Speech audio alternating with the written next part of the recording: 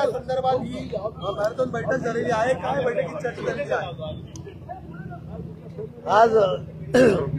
आज माननीय मुख्यमंत्री महोदय देवेंद्रजी फडणवीस यांच्या अध्यक्षतेखाली कुंभमेळ्याच्या संदर्भामध्ये विस्तृत बैठक या ठिकाणी झालेली आहे।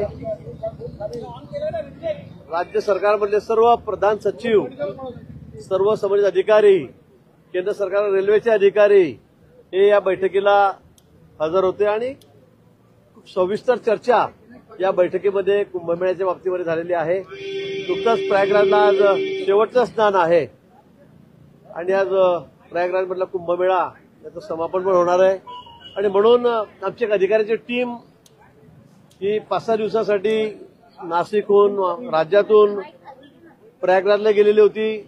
तिथे सर्व माहिती त्यांनी घेतली, सगळं नियोजन त्या ठिकाणी बघितलं, गर्दीचं नियोजन बघितलं, आरोग्याच्या सेवा, पिण्याचं पाणी, जेवणाची व्यवस्था, सर्व माहिती त्यांनी त्या ठिकाणी घेतलेली आहे आणि सर्व विषयांवर साधक-बाधक चर्चा आज या बैठकीत झाली। विशेष करून रेल्वे जे 2च प्लॅटफॉर्म नाशिकमध्ये आहेत ते कसे वाढवता येतील, विमान सेवेच्या बाबतीमध्ये एअरपोर्टवर पार्किंग कसं वाढवता येईल, अतिरिक्त हेलिपॅडची व्यवस्था कशी करता येईल, बसेसची व्यवस्था कशी करता येईल, रस्त्यांचं रुंदीकरण कसं करता येईल। कारण यावेळी प्रयागराजमधला कुंभ बघितला तर त्या ठिकाणी अपेक्षेपेक्षा तिप्पट चौपट गर्दी झालेली होती आणि म्हणून नाशिकलाही गेल्या वेळेपेक्षा यावेळेला तिप्पट चौपट गर्दी या ठिकाणी राहणार आहे आणि म्हणून सर्व सोयी सुविधा देण्याचा प्रयत्न आम्ही करत आहोत। कुठे स्टॅम्पेड होणार नाही, कुठे लोटालोटी होणार नाही, चेंगराचेंगरी होणार नाही, कुठे त्यातून घातपात होणार नाही, याची काळजी आम्ही सर्वजण त्या ठिकाणी घेत आहोत आणि म्हणून या संदर्भामध्ये माननीय मुख्यमंत्री महोदयांनी दुसरी बैठक आज या ठिकाणी बोलवलेली होती आणि खूप चांगली चर्चा, प्रयागराजमधला अधिकाऱ्यांचा अनुभव त्या ठिकाणी कथन करण्यात आला आणि त्यामुळे आम्हाला आता काय करावं लागेल, काय अतिरिक्त सोयी कराव्या लागतील या संदर्भामध्ये चर्चा झाली आणि तात्काळ आदेशही मुख्यमंत्री महोदयांनी संबंधित विभागाला दिलेले आहेत। काही आराखडा तयार केलाय का या सगळ्या संदर्भात? किती कोटीचा आराखडा वगैरे असणार आहे? पैशांमध्ये अजून नाही, पण जे जे लागेल ते सर्व करावं, कुठेही त्या बाबतीमध्ये कमतरता पडणार नाही किंवा निधीची कमतरता पडणार नाही असे निर्देश माननीय मुख्यमंत्री महोदयांनी या ठिकाणी दिलेले आहेत। त्यामुळे रस्ते असतील, रिंग रोड असतील, एसटीपी ट्रीटमेंटचे, वॉटर ट्रीटमेंट जे आहेत, शिवरेज ट्रीटमेंट, त्याच्या संदर्भातलं प्लॅनिंग असेल, सगळ्या प्रकारचं प्लॅनिंग आज आम्ही या ठिकाणी केलेलं आहे। नेमकी एजन्सी कुठली आहे या संदर्भात? कारण की अजून एजन्सी नाही, अजून मला वाटतं एजन्सीचा विषय नाही। प्रत्येक विभागाची वेगवेगळी कामं आहेत।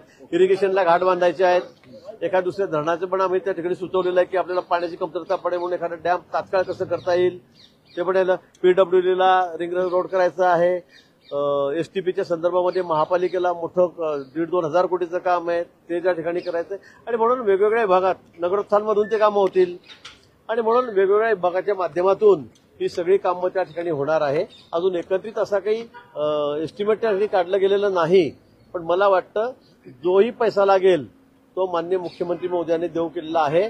अतिशय सुंदर असा, स्वच्छ असा आणि सुरक्षित कुंभ करावा अशा सूचना मुख्यमंत्री महोदयांनी दिलेल्या आहेत। रेल्वेचे तुम्ही सांगितले की 2 प्लॅटफॉर्म आहेत, रेल्वेचे प्लॅटफॉर्म वाढवण्यासंदर्भात पण काही निश्चित रेल्वेचे अजून 2 ते 3 प्लॅटफॉर्म किंवा 4 प्लॅटफॉर्म वाढवावे तात्काळ अशा सूचना या ठिकाणी देण्यात आलेल्या आहे। त्याला लागणारा जो खर्च आहे तोही राज्य सरकार देणार आहे। तसे रेल्वे अधिकारी आलेले होते, त्यांनाही सूचना दिलेल्या आहेत आणि मला असं वाटतं की लवकरच त्या कामालाही सुरुवात होईल। विमानतळाच्या बाबतीमध्ये प्रयागराजचा अनुभव बघता प्रायव्हेट विमानं जी आहेत ती मोठ्या प्रमाणात येतात, कमर्शियल विमानं आहेत त्यांची संख्या वाढेल आणि म्हणून मग तिथे पार्किंगची व्यवस्था कमी आहे विमानांची आणि म्हणून मग शिर्डीला काही वाढवता येईल का? नाशिकमध्ये अजून आम्ही 5 ते 10 त्या ठिकाणी आता करतो आहोत, 15 त्या ठिकाणी कशा करता येतील पार्किंग, या विषयावर चर्चा झालेली आहे आणि म्हणून सगळ्या मार्गांनी येणारे सगळे भाविक आहेत त्यांची अव्यवस्था होऊ नये यासाठी आम्ही सर्व त्या ठिकाणी आज निर्णय केलेले आहेत। प्रयागराजला पाहायला मिळाली होती त्या पद्धतीची काही विमान सेवा ठेवण्यात येणार आहे। ज्यांना खासगी विमानतळाच्या असतात त्या आणतात। आता प्रयागराजमध्ये अनेक शेकडो विमानं खासगी आलेत, त्याप्रमाणे नाशिकला येतील आणि म्हणून त्यांची पार्किंगची व्यवस्था हा मोठा प्रॉब्लेम असतो। आता आपल्याकडे 5च विमानं पार्किंग करू शकतात, आता त्यावरून आपण 10चा आराखडा केला होता। मुख्यमंत्री महोदयांनी सांगितलं की 15 विमानं उतरतील अशी व्यवस्था करा। त्याचबरोबर शिर्डीचं जवळचं एअरपोर्ट आहे, संभाजीनगर तसं जवळच आहे, नवीन मुंबईला एअरपोर्ट होतंय त्या ठिकाणी तोपर्यंत व्यवस्था होईल। सगळ्या व्यवस्था पूर्ण कराव्यात, कुठेही कमी राहू नये अशा सूचना माननीय मुख्यमंत्र्यांनी आज दिलेल्या आहेत. पण पत्रामध्ये जलपर्णीचा विस्तार मोठ्या प्रमाणात आणलाय ते काढण्याचं आव्हान असेल. सगळं घाटमध्ये असलेली अनधिकृत बांधकामं अडचण येते का कुठे? गोदा नदी स्वच्छ ठेवली जाईल, ती स्वच्छ केली जाईल. काही त्याच्यामध्ये कुठेही अशुद्ध पाणी राहणार नाही. इंडस्ट्रीमधून येणारं पाणी आहे ते सुद्धा स्वच्छ केलं जाईल. त्या संदर्भामध्ये जे एसटीपी प्लॅन आहेत त्याची सुद्धा कामाला आता सुरुवात झालेली आहे. टेंडर सुद्धा त्याच्या सुरू झालेले आहेत. मला वाटतं जे जे आवश्यक आहे ते सगळं केलं जाईल.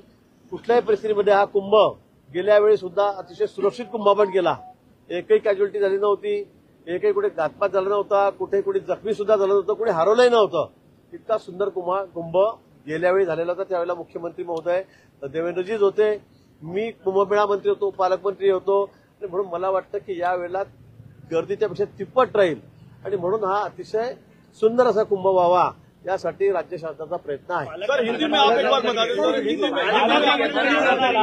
ही पालकमंत्री होतं गेल्या वेळी तुमच्याकडे, मात्र यावेळेचा आणखी कुंभमंत्री म्हणून तुम्ही आज पालकमंत्री म्हणून जबाबदारी तुमच्यावर कधी मिळणार? पालकमंत्री म्हणूनही योग्य निर्णय हा लवकर होईल. मला वाटतं आता मी रोज सांगतो तुम्हाला 2-3 दिवसात होईल. हे 2-3 दिवस पण मला वाटतं संपत नाही. 2-3 दिवस तर लवकर संपतील.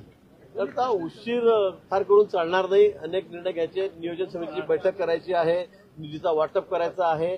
त्यामुळे मला वाटतं पालकमंत्र्याचा निर्णय हा लवकर होईल.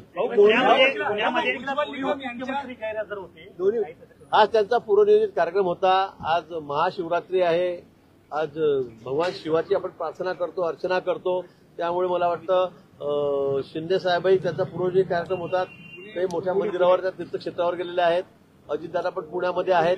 त्यामुळे ते आज येऊ शकले नाही आणि ही बैठक जी आहे ही परवाच ठरली, अगदी एक दिवस आधीच ठरली. त्यामुळे त्यांचा कार्यक्रम पूर्वनियोजित होता. त्यांचा फोनही साहेबांना मी त्यांना विनंती केली होती, पण ते म्हणाले कार्यक्रम आधी ठरलेला आहे, त्यामुळे ते येऊ शकले नाहीत. बाकी याच्यामध्ये कुठलंही कारण नाही. अजित पवार यांच्या पार्टीमध्ये प्रवेश अनेक